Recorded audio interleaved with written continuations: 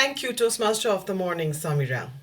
2016, I was a young mother, new projects of businesses, and a new role in Nepalese Young Entrepreneur Forum. I was busy. If I had a headache, if I have a stomach ache, I took painkillers, especially ibuprofen. If I had a flu, cough, cold, I took antibiotics, azithromycin. I am a well educated person of the 21st century with information on my fingers. If a doctor's prescribed me a medicine, I'll Google and make sure that he gives me the right medicine. Why not? I know myself better. What's the harm in it? I was diagnosed with medicine induced ulcer and I suffered for a year. I grew resistance to antibiotics, especially azithromycin, and allergic to ibuprofen. Presiding officer, fellow Toastmasters, and dear guests, do not be your own doctor. And on this notion, I would like to present two reasoning that will validate it, as 7 minutes will allow me. Drum roll, let's look at the first reasoning. The first reasoning is self-medication is dangerous, and listed here are the research, documents, articles that I have referred to. For common ailments such as flu, cold, headache, stomach ache, the most prevalent practice is to use over-the-top counter medicines and unregulated antibiotics. The article of Delhi University also validates this. Now you may ask, what's the harm? The article from Wall Street Journal and Kathmandu Post talks about the adverse effect. Every medicine has side effects. And it talks about the misuse of medicine. Even though it is not necessary, you use it. And what it does is develops a resistance to the medicine, especially antibiotics. And when needed the most, it doesn't work. It also talks about overdose. Simple medicine such as paracetamol, if you have it too much, you can overdose. And it also talks about not being the right fit. Simple medicine like Pantadoc, which is given for stomach ache, may not work for gastric or acidity. It may work for me, but you have a different physical traits and it may not work for you. Now you know what's the harm. And the article I refer to talks about these things. Now, as we continue the reasoning process of our health, let's move on to the second reasoning. Dr. Google or the Google patient syndrome. These are the articles, ResearchGate, CNET.com, and Forbes that I have used to dwell upon this subject.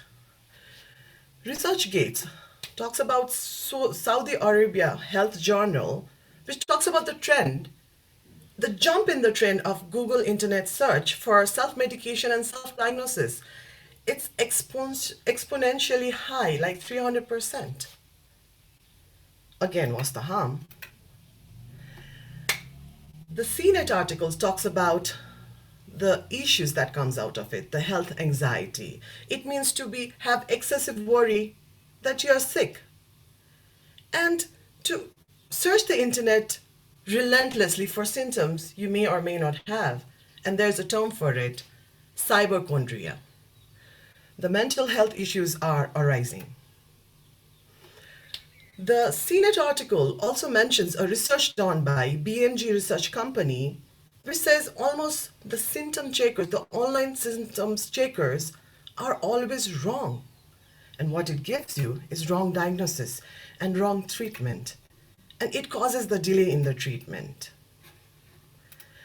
The other article that Forbes magazine talks about is because of overuses of internet and the access of it, there are dubious plans that is happening. Dubious health cares which are really shaky and not good for health. And it also talks about amateur doctorate. For this, I took an interview of my cousin sister, Dr. Urvi Shrestha, who works in the emergency in Nidan Hospital. Recounts this story of a patient that came in the emergency room with a stomach ache and bleeding from his anus. The first thing he says to her, "Doctor, I think I have cancer." And she says, "Can I see the report?" And he says, "I don't have reports. I Googled it. I have all the symptoms." And the term she used was, "I was floored, Upadi." She tried to convince the person, "You don't have cancer. Let's wait for the report. Let me do the necessary checks first." And that person was angry. "Call your senior doctor. I want to meet him." I also got to interview the senior doctor, but he wishes to remain anonymous.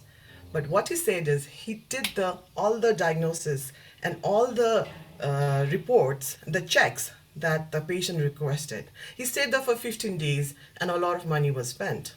And the diagnosis and the treatment, he had acidity for eating oranges and peanuts together. And it was a simple simple pantoprazole and somoprazole that worked. And he was bleeding from his anus because the colonoscopy revealed that he had PAS. He forgot to mention that. He was adamant that he had stomach cancer. The senior doctor sent me this in my WhatsApp.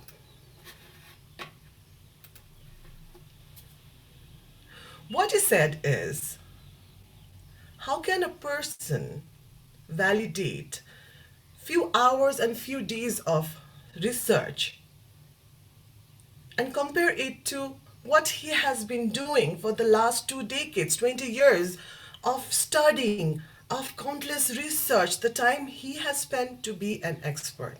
How does it justify it? On the basis of these two reasonings, I implore you, do not be your own doctor. But the intention here is not to stop you, but asking you to be smart about it, to be vigilant, and to be safe. Over to you, Toastmaster of the Morning, Samira.